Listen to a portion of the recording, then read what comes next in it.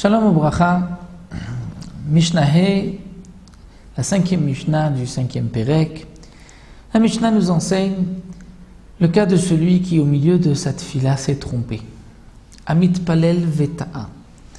Un homme prie, Veta'a, il s'est trompé. Siman Ralo. C'est un mauvais signe. Il n'est pas bon de se tromper dans la tfila. Ceci montre comme si Akadosh Baruch Hu ne veut pas de sa tfila n'est pas agréée. Et dans le cas où celui qui s'est trompé est le ministre officiant, si c'est lui le ministre officiant, à ce moment-là, Siman Ra le Sholchav. C'est un mauvais signe pour ceux qui l'ont envoyé, c'est-à-dire pour la communauté. Parce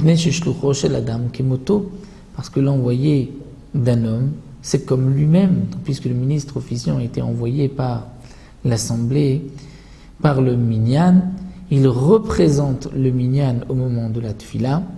Donc s'il s'est trompé, c'est comme si chaque particulier s'est trompé, et c'est donc un mauvais signe, Siman Ra le Sholchav.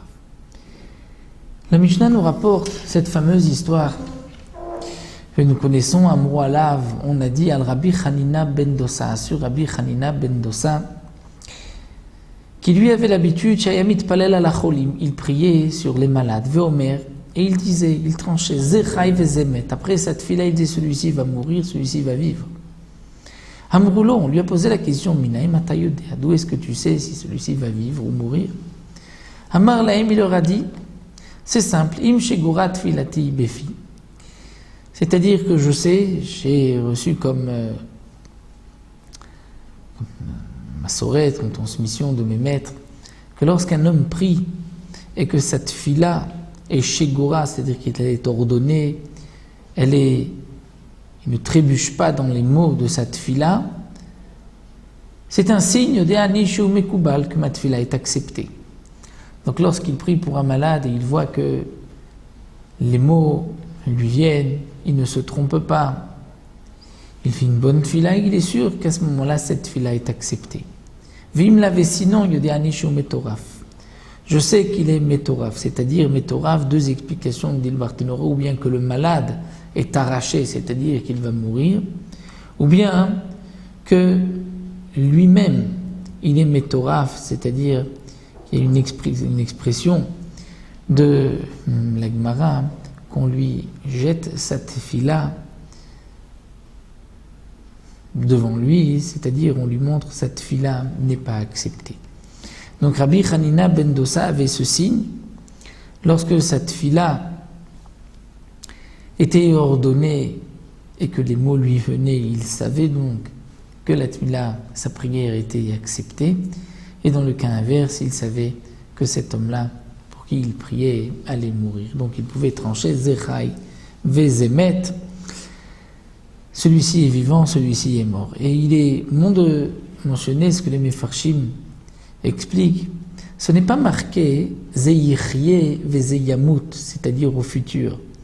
L'un va vivre ou l'autre va mourir. Parce que de dire il va mourir, c'est d'une certaine manière ouvrir la bouche au Satan. Et la Gemara nous dit on ne doit pas ouvrir l'oliftarpel à Satan, ne pas dire celui-ci va mourir, parce qu'il peut, à cause de cette parole, mourir. Mais il dit Zemet, c'est-à-dire avec un point d'interrogation. Celui-ci est-il mort? Zemet, est-il mort? Et là on comprenait qu'il voulait dire que cet homme-là va mourir. Une autre explication qui est donnée, c'est que lorsque c'est marqué Veomer, il disait, ce n'est pas qu'il sortait les mots de sa bouche en disant celui-ci va vivre, celui-ci va mourir, mais il le pensait. Seulement son entourage a compris de ses gestes, de son visage, de sa réaction, que dans un cas, le malade allait vivre et dans l'autre cas, allait mourir. C'est pour ça qu'on lui a posé la question. Mais lui, d'après cette explication, faisait attention de l'oliftarpel à Satan, c'est-à-dire de ne pas faire sortir de malédiction ou de parler de mort pour ne pas ouvrir la bouche au Satan et qu'à cause de cette parole, cet homme perde la vie. Nous avons terminé le cinquième Pérec et les dynimes donc de la Tefila. On poursuivra avec les dynimes des Berachot dans le Pérec suivant.